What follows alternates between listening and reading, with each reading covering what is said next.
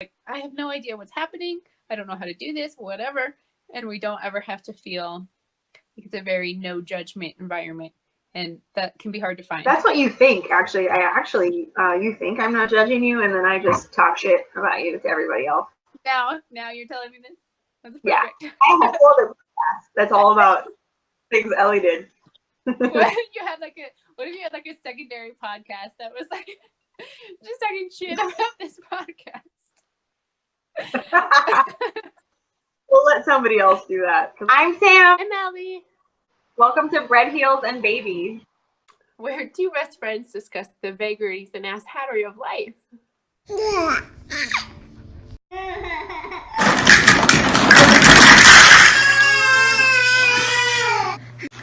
Shit. So the funny thing about Ellie and I is that in some ways I'm the more experienced mom, and in some ways she's the more experienced mom. So I had a kid first. I had baby one first, and she's 8. By a couple of years. And then by the time I had baby 2, you had 3. Is that right?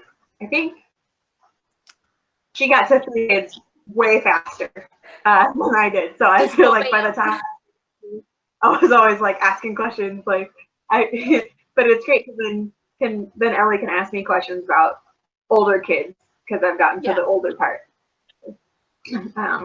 Yeah. And we both know nothing. I know. We're both like, we should probably know this by now, and we have no idea. Nothing. Not a damn thing. Okay, so I needed you to either join my crazy or bail me out and like tell me to tone this shit down. So I'm like up to my eyeballs in like New Year's resolutions and like systems and all sorts. Like, do you want me to outline them for you? Because so I read in January, I didn't have a cell phone, which was kind of awesome because I read like 5 books, which was the shit. Tell them what you did, Ellie. Well, I read no. Okay, fine. Why didn't we have a cell phone, Ellie? Yes, I dropped my phone in 1,200 gallons of water. That's under like in a giant cistern that's built into my deck, so I can't get it out. It's there forever. Clearly, that happens to everyone. That happens all. That's totally normal. I can shine a flashlight in there and see it.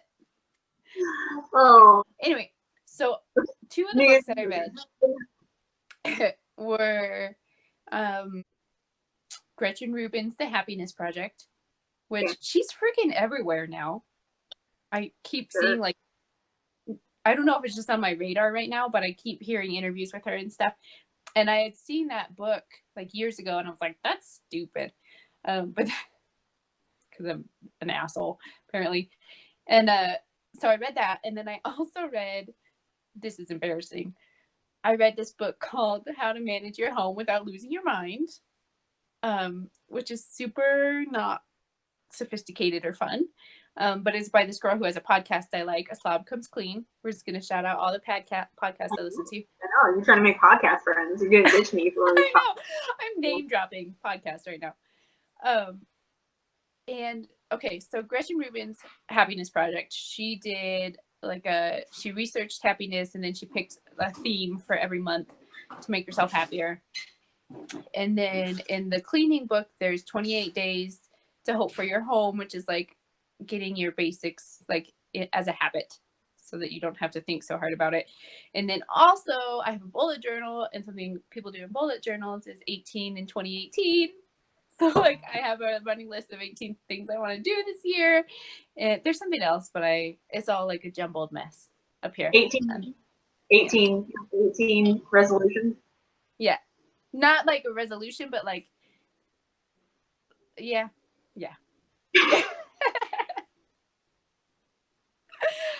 So let me hear your number 1 resolution. What's your number 1 of 18? Well, the 18 and 2018 stuff is just like, it's like little activities I want to do. Like I want to learn how to watercolor in my bullet journal. I want to go on a road trip to somewhere I've never been before with the family, stuff like that. And then with the Happiness Project, I broke it down into months. So this month is home and habits. So I'm overlapping it with the 28 days to hope. My hands are like out of control. I feel like Will Ferrell. I don't know what to do with my hands.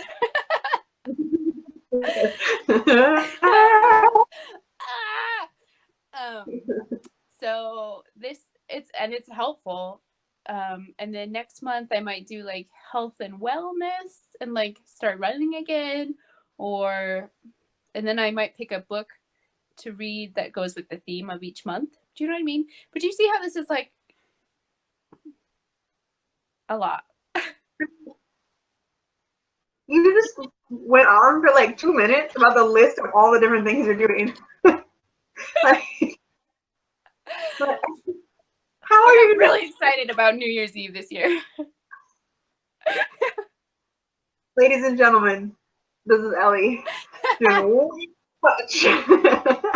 And then cut to Ellie 2 months from now, just upset with herself that she couldn't do all of that. And what a terrible person she is for not being able to keep up with all of it. And I can't do it all, and I'm gonna waste a life. Oh my gosh. It's funny. Yeah. It's true. Yeah. I think maybe one life-changing book at a time would probably be helpful. Oh, like, how are you going to read different doctrines at the same time? Yeah, too many things. And I'm reading a book about how to deal with toddlers, because I'm not getting through. So I want you to do 18 in 2018 too, so it's not just me. Okay? One of mine was start a podcast, so a high five for that. Yes. Yay! So you just gave me homework? Yeah, I did. This is like, Ellie, what you just described is like going to 3 different psychologists at the same time and getting like 3 different types of advice. You're right. It's like, that's how I feel. It's like there's so much advice going on in my head from all these different sources and all these things that I'm like, I'm gonna make this better, and this, it's like ridiculous. That's a good analogy for it. It's ridiculous. The lesson I'm learning that I need to chill it, or are you gonna do it with me, or both? How about I do like a tiny bit of that with you, because I can. You're gonna do like 3 and 20. That's too much. Like, I applaud the request for self-improvement. I applaud that, and I would take that journey with you. But holy God, you need to chill out a little bit, because I can't keep up with that. I can't keep up with it either. Figure it out first, and then just tell me like which parts were good. So like, I kind of know. I want you to like. You want me to give me. I'll do the 18 thing. I can do that. All right. I want to see your list. Okay. I didn't even do a New Year's resolution. I didn't even do one. That's why I liked the by-month thing, because there's no way I can keep one thing for a whole year. That's crazy. You know? I prefer to just shame myself every evening right before I go to bed. You know, like right after you get the kids to sleep, and then you just shame yourself for all the things that man, I shouldn't have done that today. Man, I shouldn't have yelled today. Like, I wish I did kids like that. Man, I should have like just tidied up a little bit earlier. Or man, I really should do more with my day. I should be on my phone less. I should watch less TV. I should blah, blah, blah. Tomorrow's gonna be different. Tomorrow I'll be better. And then it's crap every day. And then I shame myself again. Ta-da! How's that working out for you? This is gonna be called Bitch It Out. And we each get a 30 seconds to complain about whatever we want. And Ellie, your clock is starting right now. So we have this issue with water at my house that makes me freaking crazy, because I drink a lot of water, and I have 1 cup that I drink. Oh, I thought it was right here. I have 1 cup I drink water out of. It has a straw. It doesn't spill. It's really cold. My favorite cup. The kids all have sippy cups. I fill them with water. They lose them, and then they drink out of my goddamn cup. Every time I go to take a drink, the cup is empty. And then they whine at me, Mom, fill up your water. And I'm like, where are your water cups? Hi, dog. Oh, he feels bad for his mama. So yeah, we don't have one of those cool refrigerators where you can like push the thing and the water comes out. I have to like go in and get the filter and fill everybody's cup up every goddamn day with the water. I'm like probably permanently dehydrated, and it makes me so mad. It's like irrational anger at them every time they ask me to fill my water cup up. Like, quit drinking my freaking water. Which is mean because they're children and they can't get their own water. Like, suck it up, Mom. That's your job. You need a decoy cup. So you need that cup, and then you need another one that you hide. A decoy cup. Yes. That's a good idea. Yeah. I should just get them all cups exactly like mine, but they'd probably still use mine, and I would still be out of freaking water. Yes. No, it still has to be your cup. They can't know about the second cup. And you'll still have to refill their cup all the time. But at least you'll still have water. Solved it. Okay, your turn. All right. Grace is ready to listen. I made cornbread muffins last night to go with our meal. And we all love cornbread.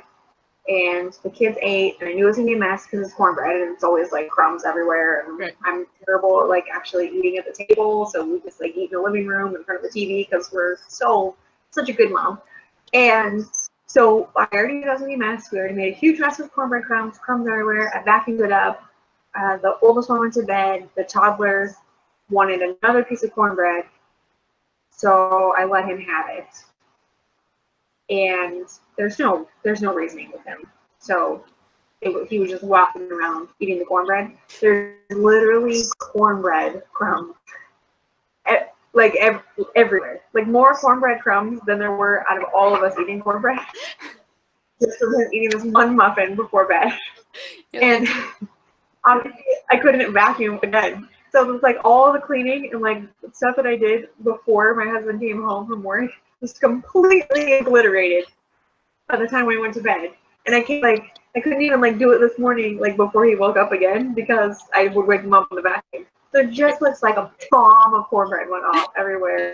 And I could be a better parent. I could like, convince the toddler to sit at the table and eat at the table and like just clean up the bathroom, but I'm not gonna do that. And yeah. Add that whole eating at the table thing to the list of good intentions that don't.